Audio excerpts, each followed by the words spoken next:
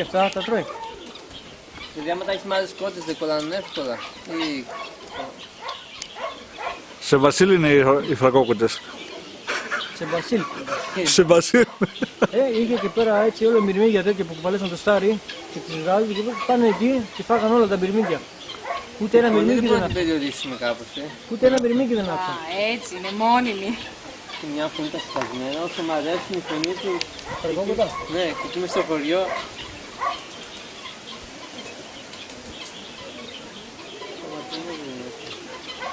Και ρίπουμε στην αρχή, άσχουμε το... Και άσπρη.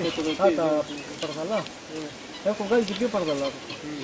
Είναι από τα άσπρα και από τα τέτοια βγαίνουν έτσι λίγο. Αλλά μετά αυτά με τα άσπρα βγαίνουν ακόμα πιο παρδαλά. Αλλά δεν έκανα τα πουλήσεις. Μερικά τα έχω και σφάξιμο. Και μερικά είναι μαύρα, μάλιστα μαύρα είναι τα πήρα από ένα σκόπουλο. Μαυρά πήρα. Είναι εδώ μπροστά, είναι και είναι άλλα μερικά. Να, εκεί πίσω.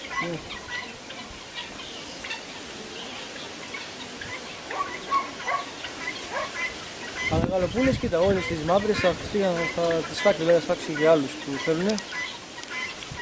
Κρατήσει μόνο τα Το επόμενο βήμα του μέλλοντος άντρα σου θα χασάψει. είναι να κάνει ψητοπολείο. Κρεοπολείο. Ψητοπολείο. Θα το συνδυάσει. Θα παίζει το μαγαζί. Θα παίζει και μουσική. Θα παίζει και μουσική. Θα κάνει έξοδο, Λες. θα κάνει. Πολυτάλαντος είναι. Κάτσε όρμπιγκον, κάτσε. Πάει να... Ή θα κάνεις.